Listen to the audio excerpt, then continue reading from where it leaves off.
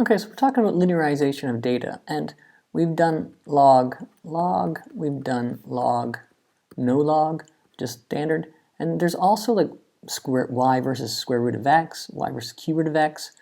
There's a multitude of different ways that we can transform the data to linearize it. Here's another example here. So a Canadian realtor who sells lakeshore property notices the length of the shoreline L that exists for the property is a good predictor of the list price P. Therefore, she can get a preliminary estimate for the list price based upon the length of the shoreline. She collects the following data. She believes there is a square root relationship between the two variables. So find the equation of the line square root of P is equal to A plus BL. So I know that the square root of P is going to be like my Y value, and L is my X, so to speak. So I've gone to my calculator and I've put in L1 is my price, L2 is my shoreline, so this is L2. And I'm going to go to L3, and if I go on top of L3, I can go second square root of L1, enter. And so these are all my square root values now. So now it says find the equation of this line here. So if I go stats, I'm going to calculate a line. I'm going to A plus B, so that's going to be number 8, I believe. Number 8, it puts it in that order. And so I know that this here was L3. I want L2 as X. I'm going to go L2. X, we'll put the regression equation into Y1 so we can refer to it if we need to. And then we calculate it. And we can see our R squared value is 0.996, quite high.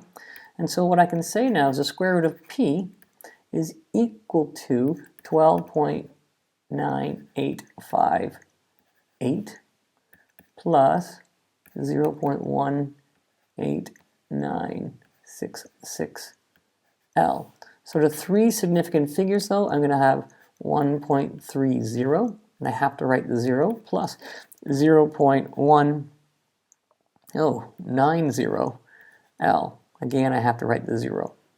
So here is the equation of the model. So B part says, use this model, what is the value of the squared residual when the shoreline is 40 meters long? Well, if we think about what's going on here, is I know I have some kind of a graph here. And when I put in 40, the real value is going to be 420 is the price, 420,000. But this model is going to make some kind of a model, maybe it's above 420 or below, either way. And if I actually calculate this value of the model, the residual is the difference between these two. And again, it could be above, and so it's going to be on the other side. And if I want to square it, it means find this value here. So in order to do it, I have to find where the value is at 40. So using my model that I have, the square root of P will be 130 plus 1.19. L is going to be 40.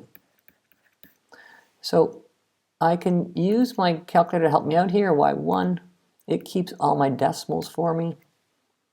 And so when I calculate it, I get the square root of P is equal to 20.6. Now, the calculator doesn't know that it's a square root, so then I take that value and I square it, and I know the true value from the model is 4.23.22. And so I have to take that, subtract it from 420, so my squared residual is going to be the 423.22 minus 400, and I'm going to square that. So I'm going to take that value, subtract it from 400, and then square it. And so my squared residual in this case is 538, or to three significant figures, 539 is the squared residual. Then it says find a formula for P in terms of L. Well, I know that I have this particular equation here. I'm going to take it down so I can work with it. And I'm going to solve for p. And so in order to solve for p, I have to square both sides.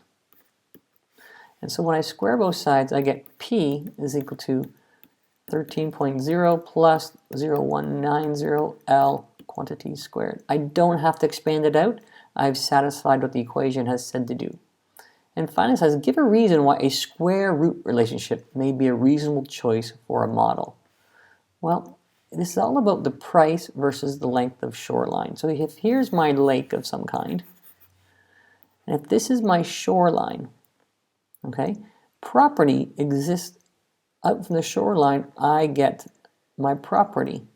And so this property is the price, comes for the property which is actually stems from the area.